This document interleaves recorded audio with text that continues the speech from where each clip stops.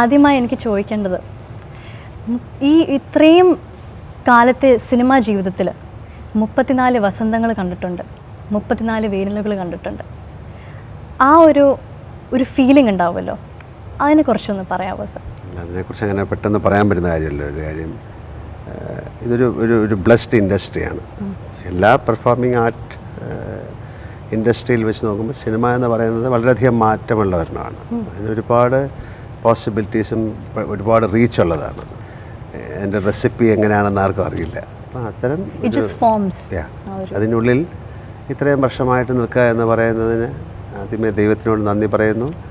അതിലുപരി ഈ ഇത്രയും വർഷം സിനിമയിൽ നിൽക്കാൻ സാധിച്ചത് തീർച്ചയായിട്ടും ഞാൻ ചെയ്ത കഥാപാത്രങ്ങളിലൂടെയാണ്. അപ്പോൾ അത്തരം കഥാപാത്രങ്ങൾ തന്ന അത് എഴുതിയ എൻ്റെ സംവിധായകരെ അല്ലെങ്കിൽ സ്ക്രിപ്റ്റ് റൈറ്റേഴ്സ്, നമ്മുടെ കൂടെ അഭിനയിച്ച ആൾക്കാർ, അതുപോലെ ഈ സിനിമ കണ്ടിട്ട് നമ്മളെ ഇഷ്ടമാണല്ലോ, ഇഷ്ടമായിട്ട് വീണ്ടും നമ്മളെ സിനിമ ചെയ്യാനായിട്ടുള്ള എന്താ പറയുന്ന ഒരു ചാർജ് തരുന്ന ഓഡിയൻസ്, എല്ലാവരോടും നന്ദി പറയാനുള്ള ഒരു അവസരമായിട്ട് ഞാൻ ഇതിനെ കാണുന്നു. അല്ലാതെ നമ്മൾ തീർച്ചയായിട്ടും ഒരാൾ ചോദിക്കുമ്പോഴാണ് ഇത്ര വർഷമായി സിനിമയിൽ അഭിനയിക്കുന്നു എന്ന് പറയുന്നത്. പിന്നെ എല്ലാ പ്രൊഫഷനിലും ഉണ്ടല്ലോ, ഒരു ജോലി ചെയ്തു, പിന്നെ ഒരുപാട് നാൾ ജോലി ചെയ്തു, അതിൽ നിന്ന് റിട്ടയറായി. പക്ഷേ ചില പ്രൊഫഷന് മാത്രം റിട്ടയർമെൻ്റ് ഇല്ല. അപ്പോൾ അതുപോലൊരു പ്രൊഫഷനാണ് ആക്ടിംഗ് എന്ന് പറയുന്നത്. നിങ്ങൾക്ക് നിങ്ങളുടെ ഹെൽത്ത് അല്ലെങ്കിൽ ആൾക്കാർ അനുവദിക്കുന്നിടം വരെ, അല്ലെങ്കിൽ ആൾക്കാർക്ക് മടുക്കാതിരിക്കുന്നിടം വരെ നിങ്ങൾക്ക് അഭിനയിക്കാൻ സാധിക്കുന്നതാണ്. അതിനൊരുപാട് ഉദാഹരണങ്ങളുണ്ട്. നമ്മുടെ ഇപ്പോൾ തിക്കുറിശ്ശി സുകുമാരൻ നായർ വളരെ വയസ്സായിട്ട് സമയത്തും അഭിനയിക്കുമായിരുന്നു. ഇന്ത്യയിൽ ഒരുപാട് ആക്ടേഴ്സ് വയസ്സായിട്ട് അഭിനയിക്കുന്നുണ്ട്. കൂടുതലും ഇപ്പോൾ ഹോളിവുഡിലേക്ക് നോക്കിക്കഴിഞ്ഞാൽ ഒരുപാട് ആൾക്കാർ അവർ കുറച്ച് വയസ്സാകുമ്പോഴാണ് ഒരുപാട് നല്ല ക്യാരക്ടേഴ്സ്. തീർച്ചയായിട്ടും കഥകളിയിലൊക്കെ അങ്ങനെയാണ് പറയുന്നത്. വളരെ പ്രായം കൂടുന്തോറുമാണ് അവർക്ക് അതിനുള്ളൊരു എന്താ പറയുക റെപ്യൂട്ടേഷൻ അല്ലെങ്കിൽ അതിനോടുള്ളൊരു പോസിബിലിറ്റിയൊക്കെ കൂടുതലുണ്ടാകുന്നത്. എല്ലാ കലകളിലും അങ്ങനെയാണ്. തീർച്ചയായിട്ടും 35 വർഷമല്ല, നമ്മൾ മരിക്കുന്നിടം വരെ ഈ പ്രൊഫഷനിൽ തന്നെ നിൽക്കാൻ സാധിക്കുക എന്ന് പറയുന്നതാണ് ഒരു ആക്ടറെ സംബന്ധിച്ചിടത്തോളം ഒരു വലിയ പുണ്യമായിട്ട് കരുതുന്നത്. പിന്നെ ഞാൻ കേട്ടിട്ടുണ്ട്, സന്തോഷം എന്ന് പറയുന്ന ലാലേട്ടൻ ഒരു യാത്ര പോലെയാണല്ലോ, ആ യാത്രയെക്കുറിച്ചൊന്ന് പറയാമോ?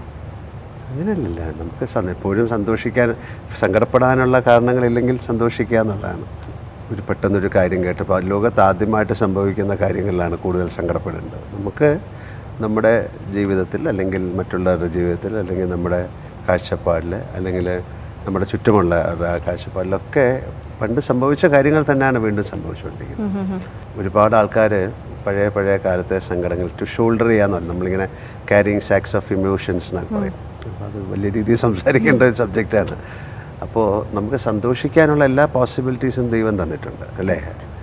നമ്മുടെ സൗഹൃദങ്ങൾ തന്നിട്ടുണ്ട്, അല്ലെങ്കിൽ നമ്മുടെ പ്രൊഫഷൻ. അപ്പോൾ എല്ലാ കാര്യത്തിലും നമ്മൾ സന്തോഷിക്കാൻ തുടങ്ങിയാൽ അത് നമ്മുടെ ഒരു ബ്യൂട്ടിഫുൾ, നമ്മൾ ഏതായാലും ഒരു ജേണിയാണല്ലോ, നമുക്ക് എന്തായാലും ഇത് അവസാനിപ്പിക്കണം. അപ്പോൾ ആ യാത്രയിൽ ഏറ്റവും മനോഹരമായ കാര്യങ്ങൾ അല്ലെങ്കിൽ ഏറ്റവും ചെറിയ കാര്യങ്ങൾ പോലും സന്തോഷിച്ച് മറ്റുള്ളവരുമായിട്ട് ആ സന്തോഷം ഷെയർ ചെയ്ത് മറ്റുള്ളവരുടെ സന്തോഷങ്ങളെ അക്സെപ്റ്റ് ചെയ്തിട്ട് അങ്ങനെ ഒരു നല്ല യാത്രയായിട്ട് മാറ്റുക എന്നുള്ളതാണ് ജീവിതം. അപ്പോൾ തീർച്ചയായിട്ടും എന്നെ സംബന്ധിച്ചിടത്തോളം ചെറിയ റിഫ്ലക്സുകളൊക്കെ ഉണ്ടാവും അല്ലേ നമ്മുടെ ജീവിതത്തിൽ, അല്ലേ? പെട്ടെന്ന് അത്രയേ ഉള്ളൂ. അല്ലാതെ കൂടുതൽ ഇമ്പോർട്ടൻസ് കൊടുക്കുന്നത് ഞാൻ സന്തോഷത്തിന് തന്നെയാണ്. Another thing that I've heard about you is you're a dream chaser. ഭയങ്കര ഇഷ്ടമാണ്, like you want to achieve what you have seen as a dream, അല്ലേ? അപ്പോൾ ഡ്രീമിനെ കുറിച്ച് പറയുമ്പോൾ what you have to say? ഇപ്പോൾ എന്നെ സംബന്ധിച്ചുള്ള അങ്ങ് പറഞ്ഞ കാര്യം 100% ശരിയാണെന്ന് എനിക്ക് പറയാൻ പറ്റില്ല. കാര്യം ഞാൻ അങ്ങനെ അധികം ഡ്രീം ചെയ്യാത്ത ഒരാളാണ്. ഓക്കെ. രണ്ട് രീതിയിലാണ്. ഞാൻ പലപ്പോഴും നമുക്ക് ആഗ്രഹിക്കുന്ന കാര്യങ്ങൾ നമുക്ക് വന്നു ചേരുന്നതാണ്. അതിൻ്റെ പുറകെ ഓടാൻ ഞാൻ ശ്രമിച്ചിട്ടില്ല. അങ്ങനെ ലുക്കിംഗ് ഒരു കാര്യത്തിൻ്റെ ഒരു ആസ്പെക്റ്റിനെ കാണുന്ന രീതിയിലുള്ള മാറ്റമാണ് ഞാൻ പറയുന്നത്. അല്ല, എനിക്ക് ഇങ്ങനൊരു കാര്യം വേണം, അല്ലെങ്കിൽ ഇങ്ങനൊരു റൂള് ചെയ്യണം, അല്ലെങ്കിൽ ഇന്ന രീതിയിൽ എനിക്ക് ജീവിക്കണമെന്നൊന്നും ഞാൻ ആഗ്രഹിക്കാറില്ല. അതിൻ്റെ ബേസിക്കായിട്ട് ഞാൻ പണ്ട് ഒരുപാട് ഇൻ്റർവ്യൂവിലൊക്കെ പറയുന്നത് if I dream I will achieve it എന്നുള്ളതാണ്. അപ്പോൾ അതൊരു കുറച്ച് കഴിയുമ്പോൾ ഒരു പേടിയായിട്ട് മാറും. നമ്മൾ ആഗ്രഹിക്കുന്നത് കിട്ടാൻ തുടങ്ങിക്കഴിഞ്ഞാൽ അതൊരു രസമുള്ള കാര്യമായിട്ട് എനിക്ക് തോന്നുന്നില്ല. ഇപ്പം ഞാൻ ഈ സെറ്റിൽ ഇപ്പം നിങ്ങളുടെ ഇൻ്റർവ്യൂവിൽ വരുന്നത് ഞാൻ ഒരു ഷൂട്ടിംഗ് സ്ഥലത്തു നിന്നാണ്, അല്ലേ? ഇപ്പോൾ രാവിലെ വന്നിറങ്ങുമ്പോഴും എനിക്ക് ഏറ്റവും രസകരമായിട്ട് തന്നെയാണ് വന്നിറങ്ങുന്നത്. എൻ്റെ ഒരു ആദ്യ സിനിമ പോലെ തന്നെയാണ് ഞാൻ അതിനെ കാണുന്നത്. അത്രയും ഒരു ഫയർ എൻ്റെ മനസ്സിലുണ്ട്. അങ്ങനെ തന്നെ വേണം, അല്ലെങ്കിൽ നിങ്ങളുടെ പ്രൊഫഷനെ വഞ്ചിക്കുകയാണ്. അപ്പോൾ എൻ്റെ അടുത്ത് നിങ്ങൾക്ക് ഏറ്റവും ഇഷ്ടമുള്ള റോൾ എന്ന് പറഞ്ഞാൽ ഞാൻ തീർച്ചയായിട്ടും പറയുന്നത് ഇനി വരാനിരിക്കുന്നേ ഉള്ളൂ എന്നാണ്. അപ്പം അങ്ങനെ അപ്പം നിങ്ങൾ അത്രയും കൺവിക്ഷനോടുകൂടി അത്രയും സത്യസന്ധമായിട്ട് ട്രൂത്ത്ഫുള്ളായിട്ട് നിങ്ങളുടെ ഡിസയറിനെ ക്യാരി ചെയ്യുകയാണെങ്കിൽ nature has to give you എന്നാണ്. അപ്പോൾ പലരും പറയും ഞാൻ ഭയങ്കരമായിട്ട് നല്ലതായിട്ട് പാട്ട് പാടാറുണ്ട്, അല്ലെങ്കിൽ ഞാൻ നന്നായി ഡാൻസ് ചെയ്യാറുണ്ട്, എന്നിട്ട് എനിക്ക് ഒരു വലിയ ഡാൻസറാകാൻ പറ്റിയില്ല. അപ്പോൾ എന്താണെന്ന് അവർ തന്നെ ആലോചിച്ച് കഴിഞ്ഞാൽ കണ്ടുപിടിക്കാം. അവരതിന് വർക്ക് ചെയ്യുന്നുണ്ടാവില്ല. ഞാൻ നല്ലൊരു പാട്ടുകാരനാണെന്ന് ഞാൻ പറഞ്ഞാൽ പോലല്ലോ, മറ്റുള്ളവരാണ് പറയേണ്ടത്. അപ്പോൾ അല്ലെങ്കിൽ പുതുതായിട്ടുള്ള ആക്ടേഴ്സിൻ്റെ അടുത്തുള്ള ഒരു കാര്യമായിട്ടല്ല പറയുന്നത്, എല്ലാവരോടും പറയുന്നത്. If you have a dream or a desire, you have to work for that, അല്ലേ? യു ഹാവ് ടു അതിൻ്റെ അക്കംപ്ലിഷ് ചെയ്യാനായിട്ട് ചുമ്മാ ഡ്രീം ചെയ്തുകൊണ്ടിരുന്നാൽ പോരാ. നിങ്ങൾ അതിനു വേണ്ടി വളരെയധികം അതിനൊരു ഇൻറ്റഗ്രിറ്റി വേണം, അതിനൊരു ആത്മാർത്ഥത വേണം. ഞാൻ ചെയ്യുന്ന ഒരു കാര്യത്തിനോട് സത്യസന്ധത വേണം. ഒരുപാട് കാര്യങ്ങൾ ചേരുമ്പോഴേ ആ ഡ്രീം നന്നാവും. അപ്പോൾ എനിക്കപ്പോൾ എൻ്റെ അടുത്തൊരു ഡ്രീം റോൾ എന്ന് ചോദിച്ചു കഴിഞ്ഞാൽ ഞാൻ പറയും എനിക്കില്ല, ലെറ്റ് ഇറ്റ് ഹാപ്പൻ എന്നുള്ളതാണ്.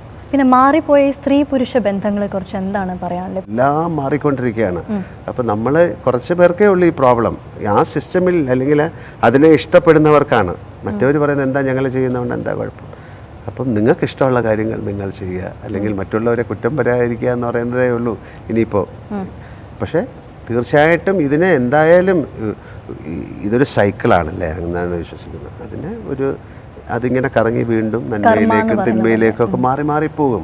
അപ്പം നിങ്ങൾ ചൂസ് ചെയ്യുക, ഇപ്പം നിങ്ങളുടെ റിലേഷൻഷിപ്പ് എങ്ങനെ കൊണ്ടുപോകുന്നു എന്നുള്ളതാണ്. എപ്പോഴും നമ്മൾ വേറൊരാളുടെ കാര്യത്തിലാണ് കൂടുതൽ താല്പര്യപ്പെടുന്നത്. അവർക്ക് ഇങ്ങനെ ഒരു പ്രശ്നം പറ്റി, അറിഞ്ഞോ അവർ തമ്മിൽ ഇങ്ങനെയായി, and what is your problem? നിങ്ങളത് പോയി കൂടുതൽ കോംപ്ലിക്കേറ്റ് ആക്കാതെ നിങ്ങളുടെ സിസ്റ്റമിനെ കറക്റ്റ് ചെയ്യാൻ നോക്കും, അല്ലേ? നിങ്ങൾ ആദ്യം നിങ്ങളെ ശരിയാക്കി കഴിഞ്ഞിട്ടേ വേറൊരാളെ ശരിയാക്കാൻ പാടുള്ളൂ. അപ്പം മാറിപ്പോകുന്ന സ്ത്രീ പുരുഷ ബന്ധങ്ങൾ എന്നൊക്കെ പറയുന്നത് നമ്മൾ വളരെ ഇപ്പോൾ ഒരു 1000 പേരിൽ ചിലപ്പോൾ ഒരു 200 പേരായിരിക്കും അങ്ങനെ, ബാക്കി 800 പേരും നല്ല ബന്ധങ്ങളിലും കാര്യങ്ങളിലൊക്കെ ജീവിക്കുന്നവരാണ്. പിന്നെ ഇതിന് ഇങ്ങനെ ഒരു ലിഖിത നിയമങ്ങളൊന്നും ഇല്ലല്ലോ, ഇന്നതുപോലെ ജീവിക്കാവുള്ളൂ, ഇന്നതുപോലെ ആകാൻ പാടുള്ളൂ എന്നൊന്നുമില്ല. അപ്പം ഇതൊരു വലിയ ഡിബേറ്റാണ് ഇപ്പോഴും. നിങ്ങൾ ആദ്യം നിങ്ങളോട് ചോദിക്കൂ എങ്ങനെയാണ് ജീവിതത്തെ കൊണ്ടുപോകുന്നത്. മോഹൻലാൽ എന്നൊരു ഗ്രേറ്റ് ആക്ടറാണ്, നമുക്ക് എല്ലാവർക്കും അറിയാം.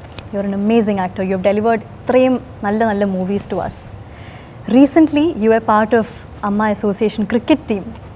അതിനകത്ത് you are the captain of the team and നല്ല മനോഹരമായിട്ട് കളിച്ചു, നമ്മളെല്ലാവരും കണ്ടിരുന്നു ടി വിയിൽ.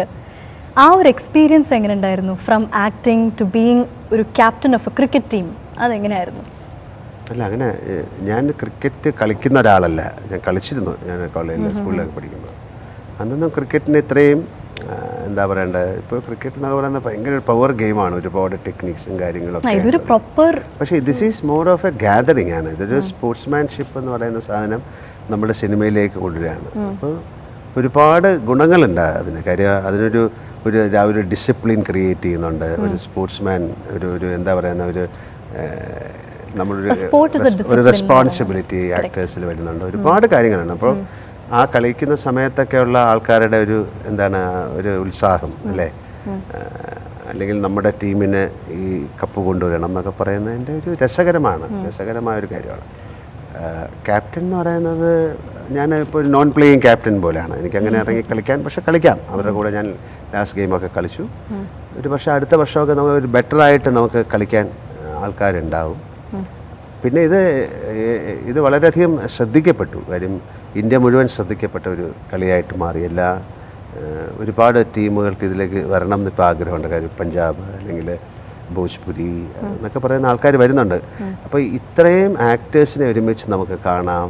അതൊരു വലിയ ഒരു അസോസിയേഷനാണ്. നമുക്ക് അങ്ങോട്ടും ഇങ്ങോട്ടും പരിചയപ്പെടാം. അതിനൊരു വലിയൊരു പ്ലാറ്റ്ഫോമാണ്. മറ്റേതിപ്പം നമുക്ക് ഭോജ്പുരിയിലെ ആക്ടേഴ്സിനൊന്നും അറിയില്ല, അവർക്ക് നമ്മളെ അറിയില്ല. പക്ഷെ അപ്പം നമ്മൾ പരിചയപ്പെടുന്നു, ഒരു ഗ്യാതറിങ്ങിൽ പരിചയപ്പെടുന്നു, അങ്ങോട്ട് നമ്മുടെ ഒരുപാട് വ്യൂസ്, ഒരു കൾച്ചറൽ എക്സ്ചേഞ്ചും കൂടെയാണ് ഈ സ്പോർട്സ് എന്ന് പറയുന്നത്. തീർച്ചയായിട്ടും നമ്മൾ ഈ സിനിമ കഴിഞ്ഞിട്ട് ഒരുപാട് പേര് അവിടുത്തെ ലാംഗ്വേജിലെ സിനിമകളിൽ അഭിനയിക്കുന്നുണ്ട്. അത്തരത്തിലുള്ള ആൾക്കാർ ഇവിടെ വന്ന് അഭിനയിക്കുന്നുണ്ട്. അതുകൊണ്ട് ഏതായാലും ഇങ്ങനൊരു തോട്ട് കൊണ്ടുവന്നത് വലിയ കാര്യമാണ്. അത് സിനിമയിൽ ഞങ്ങളെ സംബന്ധിച്ചിടത്തോളം യങ്സ്റ്റേഴ്സിനെ സംബന്ധിച്ചിടത്തോളം ഒക്കെ ഭയങ്കര രസകരമായൊരു കാര്യം തന്നെയായിട്ടാണ് മാറിയത്.